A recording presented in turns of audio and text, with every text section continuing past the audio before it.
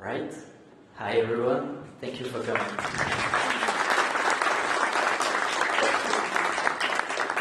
Thank you. So it's great to be here. I've been a long time Cinema 4D user, so thank you Maxon for having me. In this presentation we'll dive into my noodle side project where I rendered huge amounts of CGI noodle using Cinema 4D and Redshift. All the technical challenges and also the question why. But just before, a quick word about me.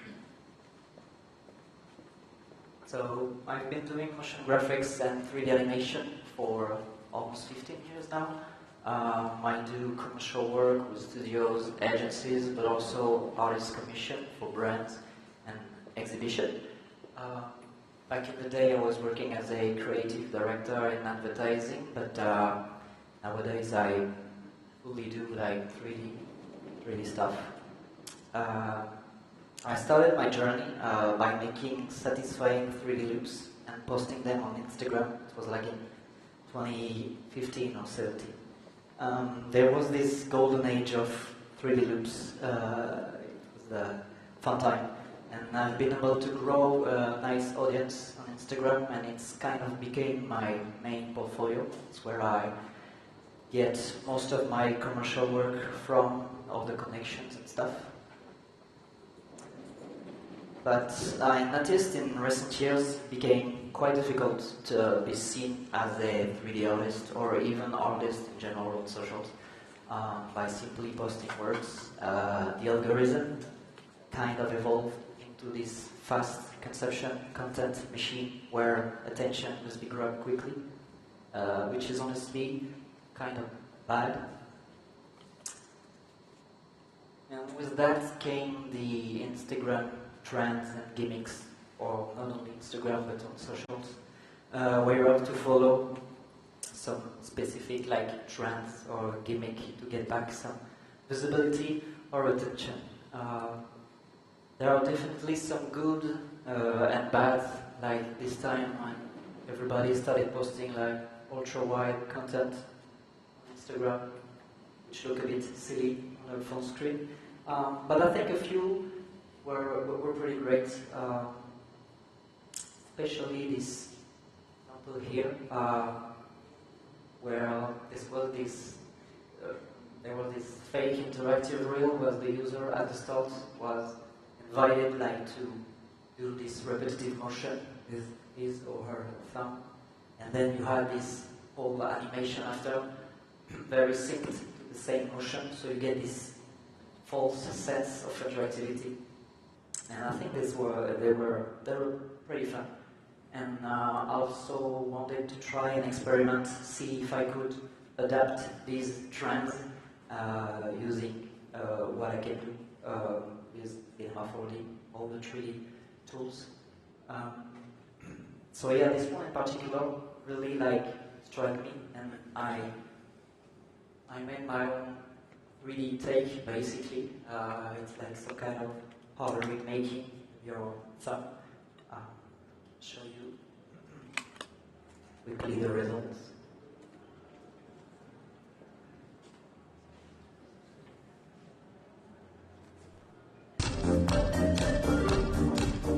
You get this introduction where you invite the user to hit some and follow the beat.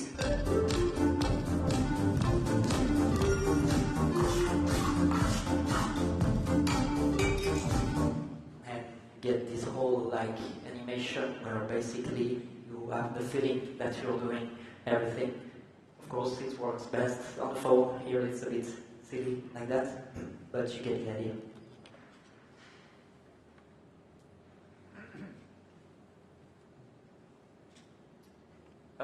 The results were pretty interesting, like 4 million views, something like that.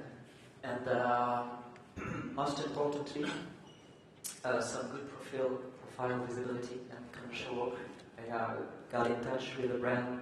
I wanted the exact same stuff, and that's kind of the whole point, because brands love this. They want to show they are up to date and follow trends. So my main takeaway is that it's a mixed bag. On one hand, you have good numbers and visibility. It's kind of fun and stimulating, like trying to adapt with your own style and tools, the trends. But on the other hand, it's usually attracts the wrong audience. Like it's a lot of young Gen Z people. I mean, it depends what public you're targeting, if you're looking for work or impress some studios and stuff. Usually it's not the ideal target audience. It can also be seen as opportunistic.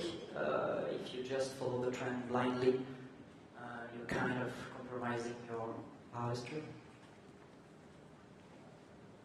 So basically my solution or my take on this is to always add your style, not compromise your artistry. So really keep what makes your art unique, try to inject it as much as possible. Of course, some trends are more adaptable than others. You have to like really choose or have a good intuition or what could work as a 3D animation for you. And of course, try to speak to your target audience, like as I was saying before. You need to like find a way to show your skills and really use the trend as a medium to show what you can do. And of course, use the right tools. For me, it's always been Cinema 4D Redshift. It's very versatile, easy to pick up. Try some ideas, see what works and don't, and also like render really fast.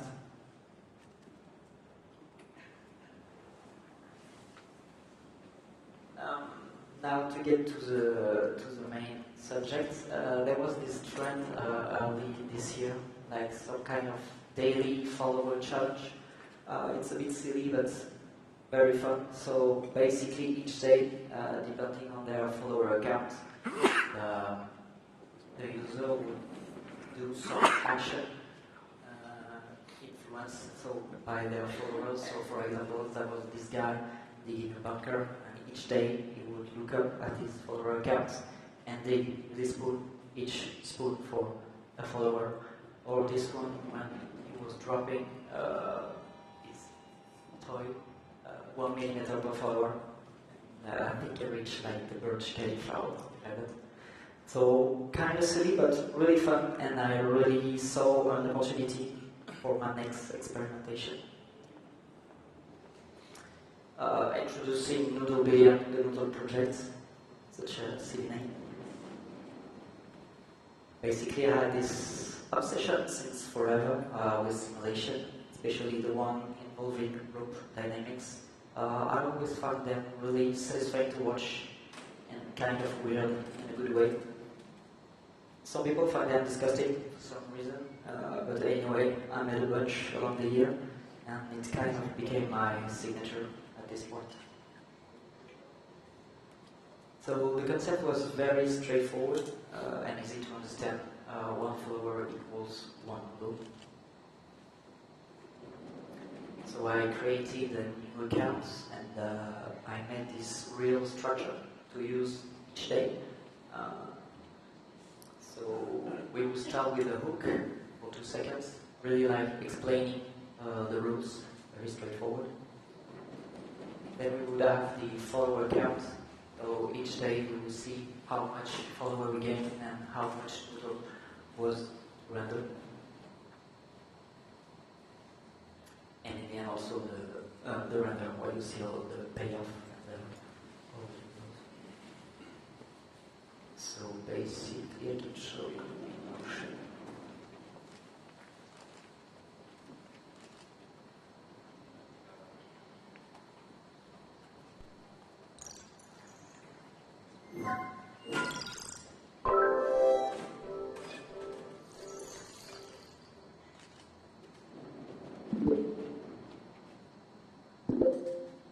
I added a little message at the end. So this was like the main structure I would use every day to really keep a consistent style, like episodic. So yeah, the idea is to go through this journey, the highlights, and see what we can learn. So day one was pretty easy. I had like one follower, which was me. So yeah, I just had one noodle to render. Day two was pretty quiet. We had 6 followers now, mostly friends.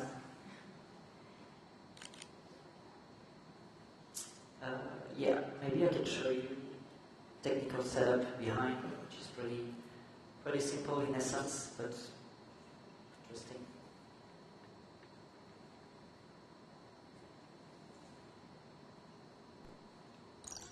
This one.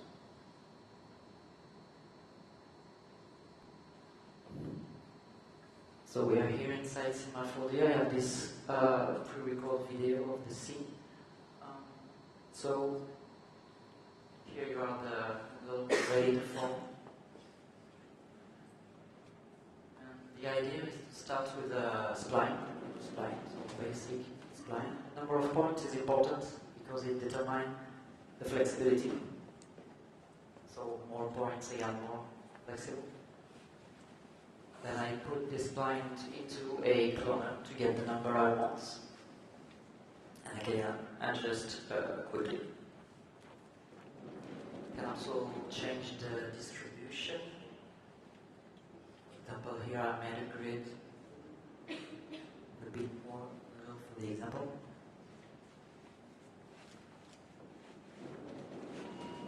Then basically I will put the cloner into a connect object. So Cinema 4D, how do I say, weld all the objects into one. And of course, the rope type which handle all the simulation and the dynamics behind the physics. One important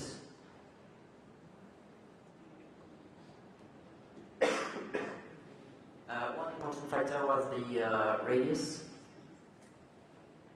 and also the bendiness, which multiply the flexibility, and also the radius, where you get the real radius of your noodle.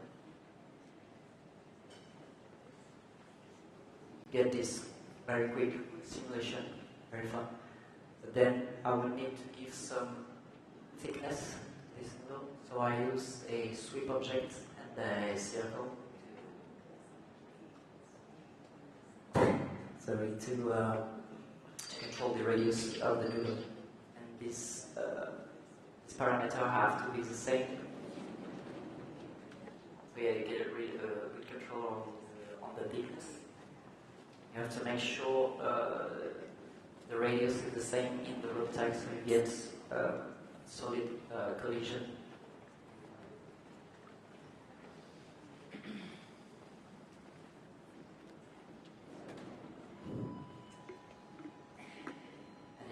basically that was it. I added a random effector to get a bit more variation, a bit more chaos. Also a little bit of turbulence, to have the noodles wiggling a little bit at the start. And yeah, that's about it. So the idea was to each day making more and more noodles and see how it goes.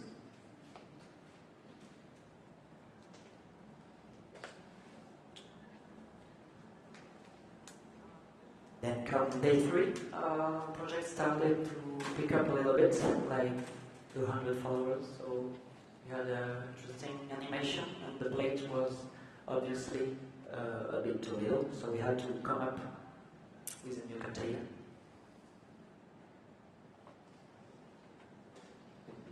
So day 4 was pretty crazy. We got like 2,000 followers more. The new bowl was already completely filled. Oh, and I started integrating some community interaction, because each day I would have like hundreds of direct messages and comments saying, "Hey, can I be your noodle? Can I be unique?" So I started accepting requests. So I had like a blue noodle for a follower, a green one, a clear one. That was really fun. Day 5, keep going. We had 1,000 more followers, and I noticed like the setup we had started to be just a little bit slow. So I had to sit down and do some research and development in the noodle department. And I came up with a big change in noodle rendering. So basically, we were doing regular mesh rendering. What I did is offload like the generation of the noodles to the GPU. So I called them the RTX noodle official. And so we get a bit more speed, the viewports, and a much bigger number of noodles is now possible. So that was really exciting. Day 6 was really crazy, the biggest leap so far, almost 10K more followers. But the new setup was all in on, so I was happy for now. This was also the first special event. So basically, the day before, I would have a poll on my stories, and then decide the community what would be next to spice things up. Day 7, 8, and 9 was pretty good too, like a constant progression. We unlocked the bathtub, which got filled up very quick. Then we used the kids pool. A funny thing happened as we started to see some copycats flourishing everywhere, mostly Russian AI swap, jumping on a trend. This was really funny. We had some ravioli, eggs, toothpicks, and there was also a Poof Billion. So shout out to Billion. They were doing some really good numbers too, like the ravioli one has 20K followers, and it was really crazy. There was a few good ones though, like Save the Fish, where every follower was a drop of water, and each day the fish is able to survive with more water. I like this one. Fast forward to day 11. Day 11 was pretty nice also. I ran a community poll the day before, and the community voted for the radioactive noodle, which was very fun. And very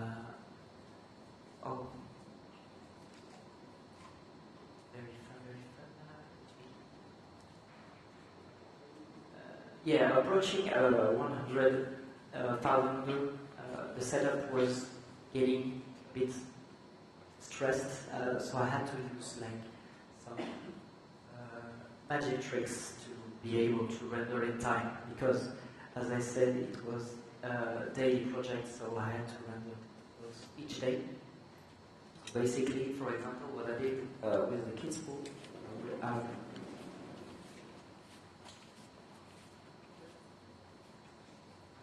basically I would have a collider, the bottom of the pool layer would up over time, so you get the impression that the pool is filled up with noodles, but it's kind of a cheat.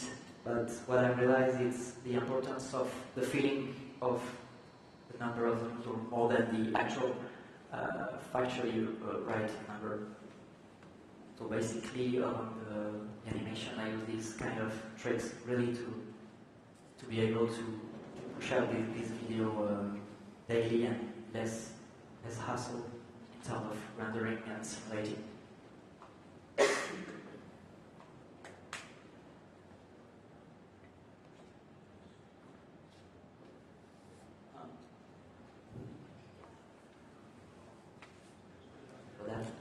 Day 14. This was a fun one too.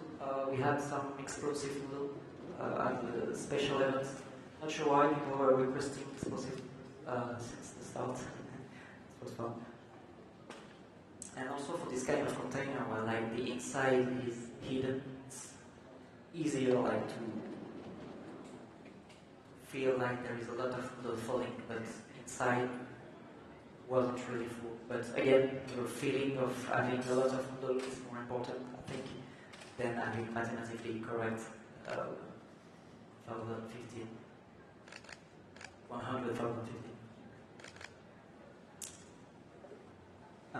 Day 16 arrived slowly. The project was losing a bit of steam, so we wouldn't have as much as follower arriving. I think we hit the ceiling of the purist fan.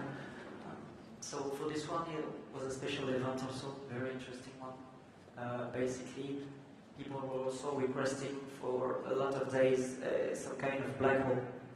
So I obliged and give them the day 16 black hole I can show you. It's really fun.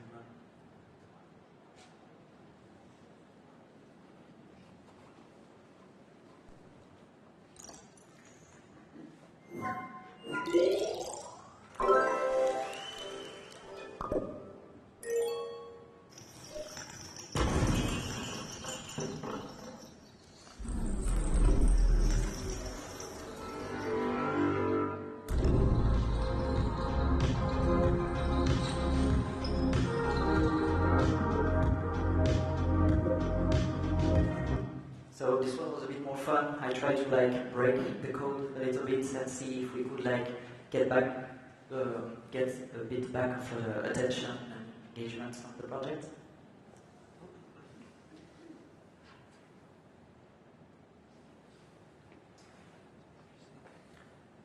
Then day 17, which would be sadly the last day of the project, because I have also real work to do on the side, and it was getting a bit uncontrollable. Like the numbers of noodles involved each day was getting very complicated to simulate, and each time is a new idea. So for the last one, I did a trampoline. It was pretty fun. I made a quick demo.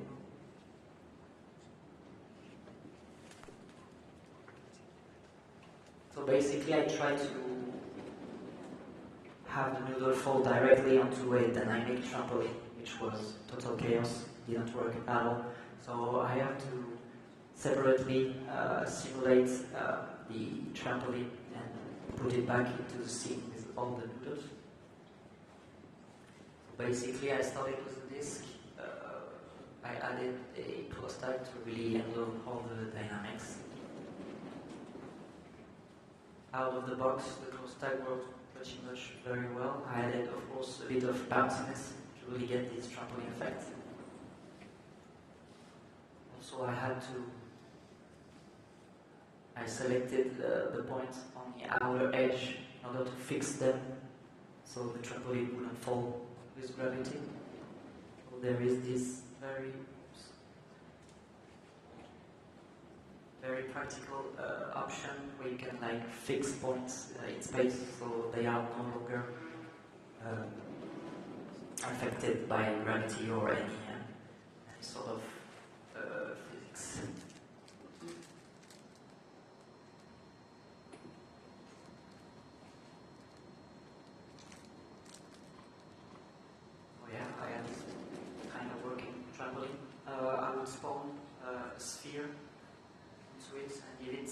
also a close time with the balloon option checked, so I got a more organic blobby shape to put on a trampoline.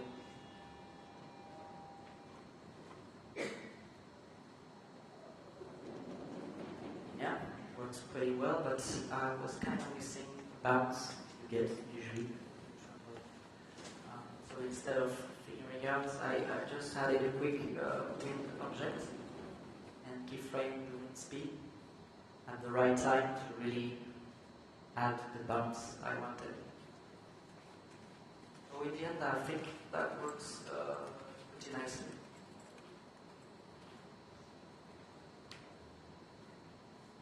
What I did next is to cache the scene, so I will bake the simulation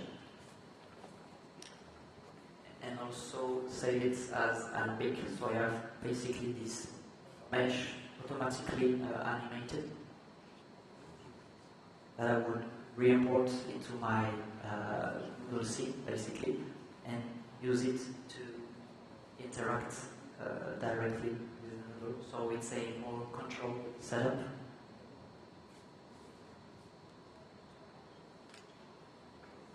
can show you very quickly the result. Oh, this one.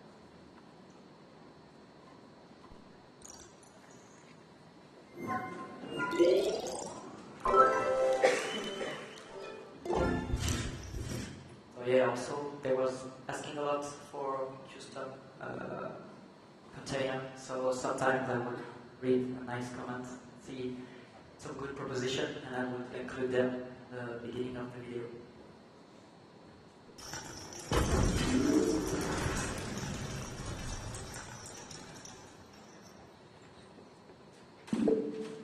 So thanks to my pre-simulated trampoline, I could get the number of the noodles to really interact and get injected into the air.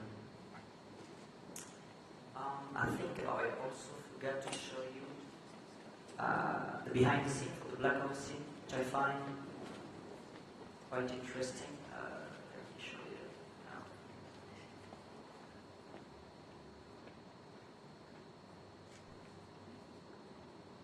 The black hole was the day before with the noodles levitating. So this is a simplified scene. So I can show you the essence of the idea. So we start with a bunch of noodles on the ground. And basically the idea is to add a kind of a counter gravity to it. I also used a shader field to bring a bit more organic shape. Basically, the gravity would affect different parts of the space. So some noodle would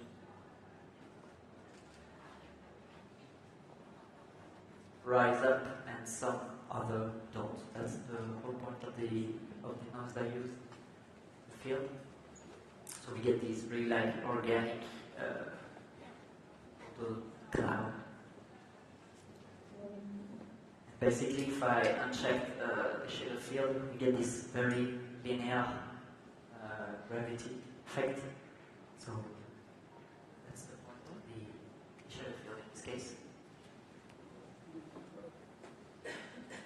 Then once the noodles were high up in the air, I used a attractor, basically a giant magnet, to attract the noodle into a spherical black hole shape.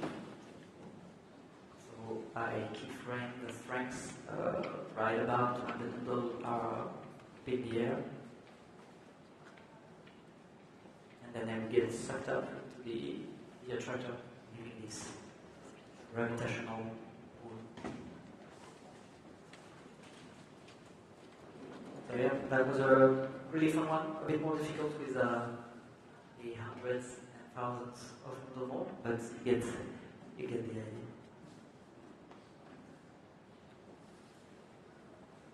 One thing I also forgot to show you, now I realize, is when I change, remember, the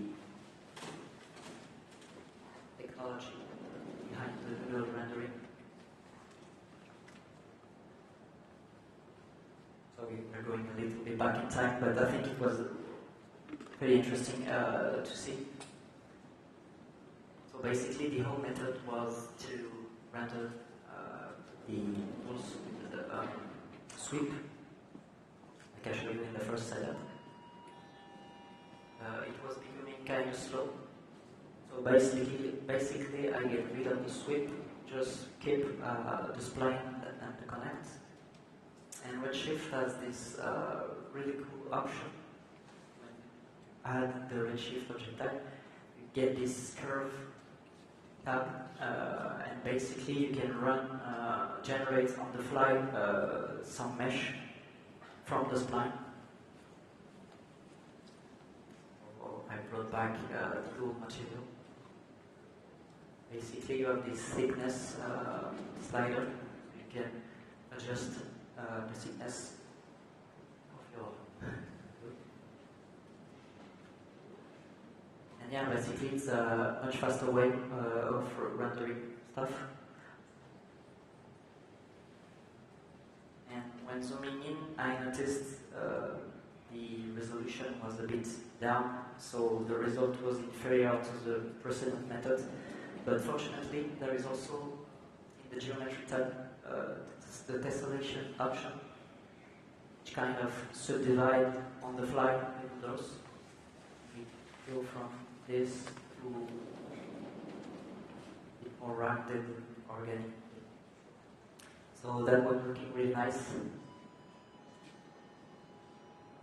And yeah, that's the setup I use until day 17.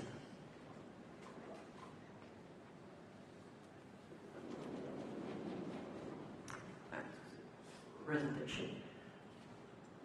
So in the end, the numbers were very good. We did like more than 10 million views, lots of followers. I did not expect the project to take off this fast, which kind of made the whole thing pretty difficult. We had like 100k followers in less than 3 weeks. When I saw the first setup of Noodle could give me a bit more flexibility longer, but I had to come up with technical solution faster than I would imagine. There was in particular a day 5 that works really well. It was kind of the propeller content of the whole account because it did like some 5 million views.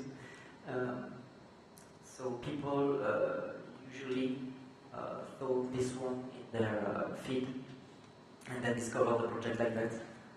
It's often how Instagram works. We picks like one content in particular and push it very widely.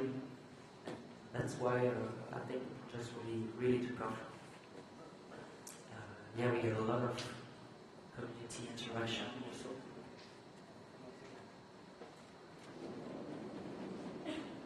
So the takeaway basically would be things worked pretty well, like the clear concept. I think one follower, one noodle, that's it. That's pretty straightforward.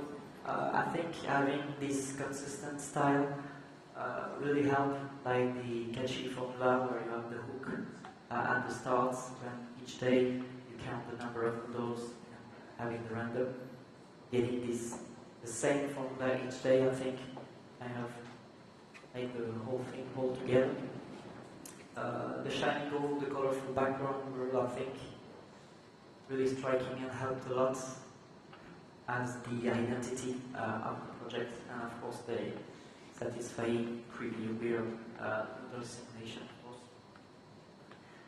In terms of daily execution, I use Semaphore Shift as the very fast and versatile combo despite the pressure. That's kind of the whole point, is really to rely on the tools you've been using and really like transfer your knowledge and your skills and put it in this kind of trend is really amusing. There was quite a bit of flaws, I think. The main one was the lack of story. So the noodle was catchy at first, but I think quickly redundant, and that's why we lost some steam at the end. Basically, what the Save the Fish example I showed earlier did well is to really have this sense of purpose, and I think we were lacking that a little bit. I also strongly underestimated the community management aspect. Lots and lots of people commented, sending message, were really invested in the project, but unfortunately I had to also think about the technical side and kind of let the community do their stuff. Sometimes I would accept their requests, sometimes not. So the idea is to, I think, set boundaries and manage the expectation of the followers. So you get a more like fluid and more straightforward projects.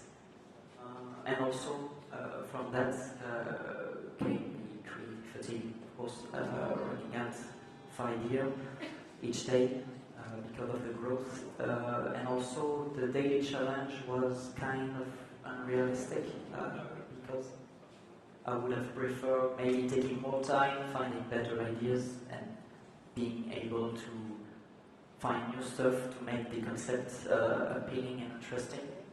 So maybe I should have a little bit toned down on that.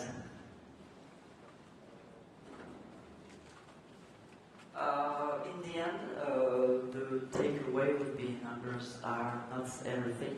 I don't think it's how many people sees your work. It is more about who sees it and who wants the people seeing it. I think it's important also to find a good balance, as I said before, between the challenge and the fun. The creative constraint is good, it gets the creativity flowing, but sometimes life gets in the way, and it's okay. I think you have to go also with the flow and have fun in this kind of experiments. One important thing also, I think it's building on a consistent style and visual language. As I explained earlier, I keep the same art direction, structure, and I think it offers a nice, identifiable package. And beyond this whole story of trends and stuff, I think developing a really brand identity as an artist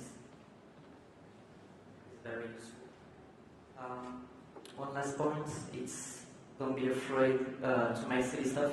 The noodles idea kind of came to me because I've been experimenting this kind of stuff and can sound a bit weird, but it's usually with the silly stuff that come some more serious and more fleshed out ideas. So yeah, experimentation is key, I guess. So yeah, that's it for me.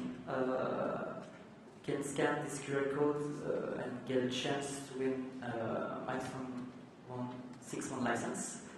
And, yeah, if you have any question, I can answer them maybe now, or I'll also be at the Maxon booth after that. Yeah.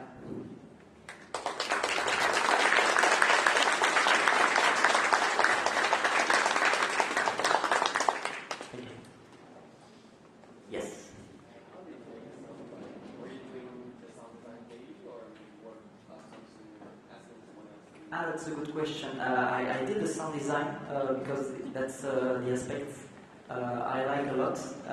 So the whole point of having a structure is to really lay down on the first day a good base. So basically I would reuse the sound design from the previous day. Even in the noodle motions and stuff, you always get the same like bling. So I would reuse the same assets basically. And yeah, I would do it every day, so a bit of work. But I think it really helps, like bringing the vision and the tactile feeling of this noodle alive. So yeah, that was one important aspect I wanted to do. Yes. Did those followers stick around, or were they only there for the noodles and they left us? So the question is if the followers stick around. That's a very, very good question. I think we lost quite a bit since, like we're maybe at 110,000. I think they would stick around as long as there is content. And I would see the same faces in the comments, like the first one or so.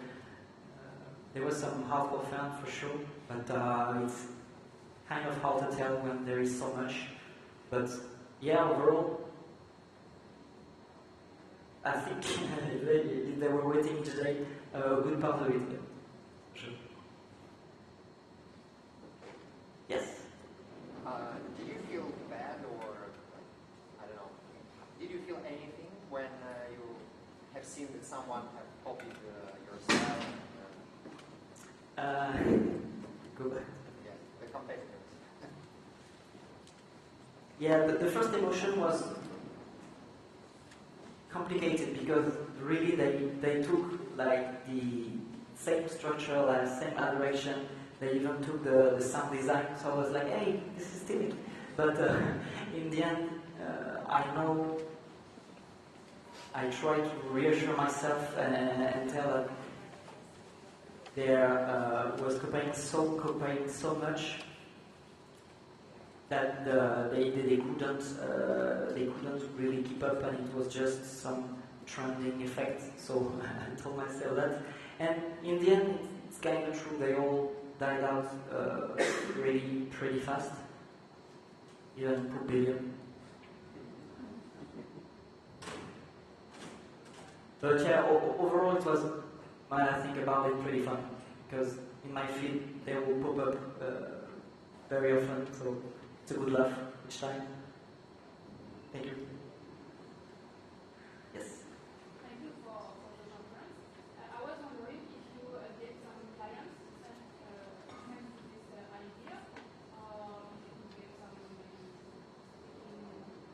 proposition, or... So for this one, the question is if I get some commercial stuff from it.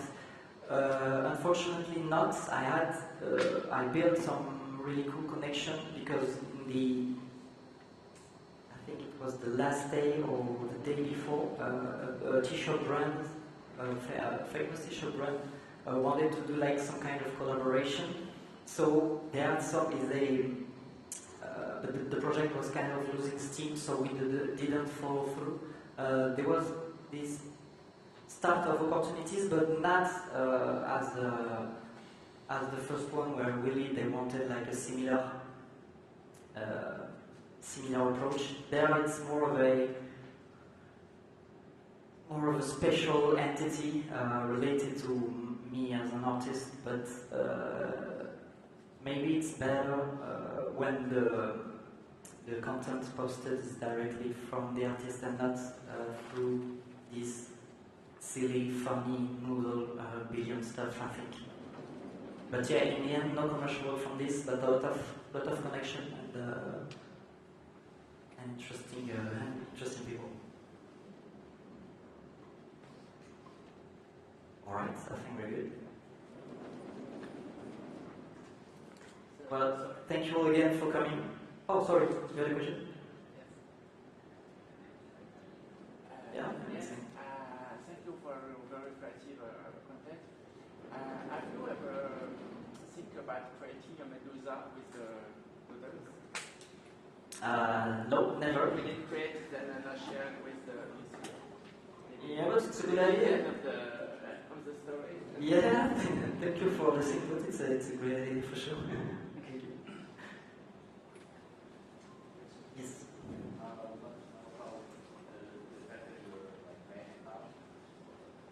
Oh yeah, very good question. I get quite a lot of followers, like 6,000 or something. So there was this upside. Basically, I listed the only following of the Noodle account was my account. So I think people with curiosity clicked a lot, and I get quite a bit of visibility. Yeah, it was great.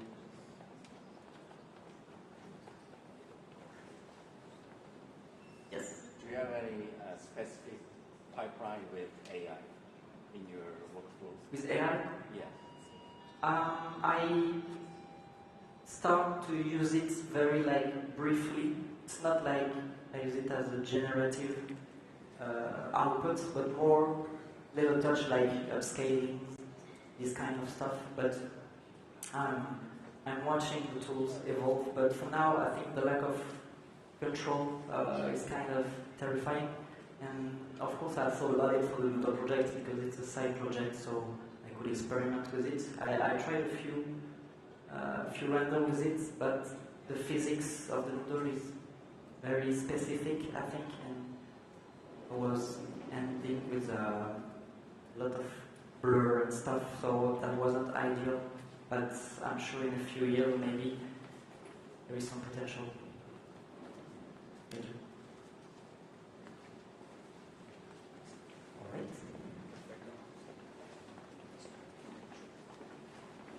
Thank you very much, guys.